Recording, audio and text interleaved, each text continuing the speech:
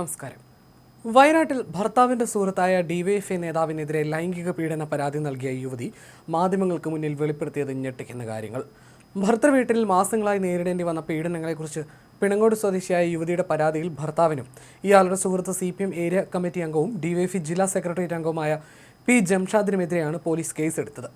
ഭർത്താവിന്റെ സുഹൃത്ത് വീട്ടിലെത്തി കടന്നു പിടിച്ചതായിട്ടാണ് യുവതി നൽകിയ പരാതി. എന്നാൽ ഡിവൈഎഫ്ഐ നേതാവ്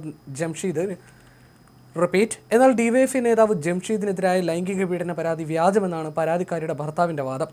യുവതിയുടെ പരാതിയിൽ പറയുന്ന ദിവസം ജംഷീദ് വീട്ടിൽ വന്നിട്ടില്ല. മാത്രമല്ല, ആരോപണമുണ്ടായ ദിവസത്തിന് ശേഷവും യുവതി ജംഷീദിനൊപ്പം ചില ചടങ്ങുകളിൽ പങ്കെടുക്കുകയും ഭക്ഷണം കഴിക്കുകയും ചെയ്തിട്ടുണ്ട്. കുടുംബ വഴക്കുകളാണ് ഇത്തരമൊരു ആരോപണത്തിന് പിന്നിലെന്നും അദ്ദേഹം ആരോപിച്ചു. തന്റെ മാതാവിനെയും തന്നെയും ഭാര്യ വീട്ടുകാർ ഉപദ്രവിച്ചതിൽ പാർട്ടി ഇടപെട്ടാണ് ഇത്തരത്തിലൊരു കേസ് നൽകാൻ കാരണമെന്നും ജംഷീദിനെ രാഷ്ട്രീയമായി ഒറ്റപ്പെടുത്താനുള്ള ശ്രമമാണ് നടക്കുന്നതെന്നും ഭർത്താവ് ആരോപിച്ചു.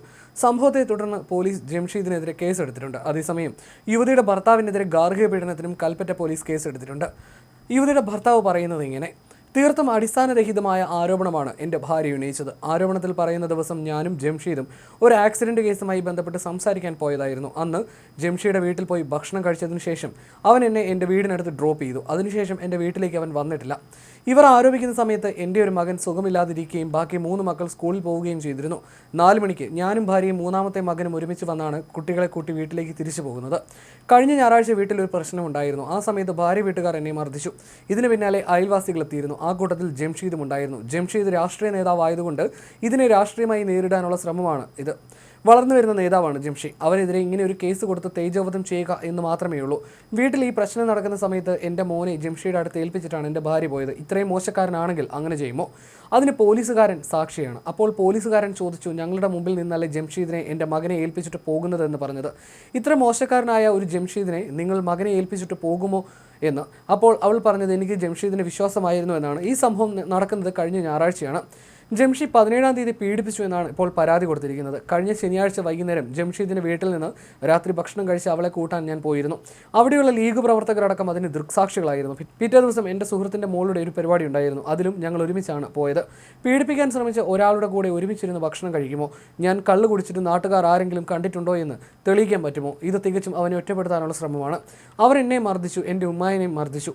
എനിക്കിപ്പോഴും കഴുത്ത് നേരെ വെക്കാൻ പോലും വയ്യ. ഉമ്മയെ മർദ്ദിച്ചപ്പോൾ പാർട്ടി ഇടപെടുമെന്നും ശക്തമായ നടപടി ഉണ്ടാകുമെന്നും അറിഞ്ഞപ്പോഴാണ് ഇത് റൂട്ട് മാറ്റി വിടാൻ ശ്രമിക്കുന്നത്. ഇത്രയും നെഗറ്റീവായിട്ട് എൻ്റെ ഭാര്യയെക്കുറിച്ച് പറയാൻ ആഗ്രഹിക്കാത്തത് കൊണ്ടാണ് ഞാൻ മിണ്ടാത്തത്. എന്തൊക്കെയാണ് മോശമായിട്ട് പറഞ്ഞത്?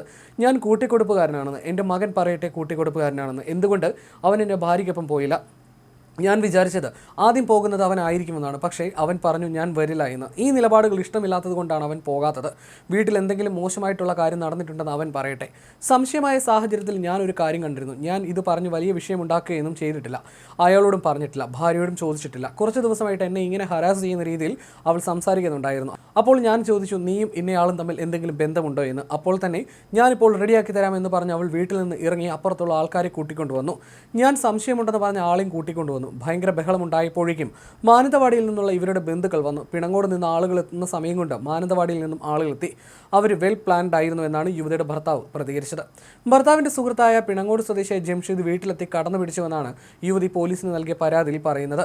ഭർത്താവ് ഡിവൈഎഫ്ഐ നേതാവിനോട് സഹകരിക്കാൻ ആവശ്യപ്പെട്ടുവെന്നും യുവതിയുടെ പരാതിയിലുണ്ട്. കൽപ്പറ്റ പോലീസിൽ യുവതി പരാതി നൽകിയതിനെ തുടർന്ന് പോലീസ് കേസെടുത്തിരുന്നു. മുൻപും ഇത്തരത്തിൽ ചില അനുഭവം ഉണ്ടായപ്പോൾ സുഹൃത്തിന് അനുകൂല നിലപാടാണ് ഭർത്താവ് സ്വീകരിച്ചതെന്നും യുവതിയുടെ പരാതിയിൽ പറയുന്നു. ഭർത്താവും മാതാപിതാക്കളും സ്ത്രീധനത്തിന്റെ പേരിൽ പീഡിപ്പിക്കാറുണ്ടെന്നും യുവതി ആരോപിച്ചു.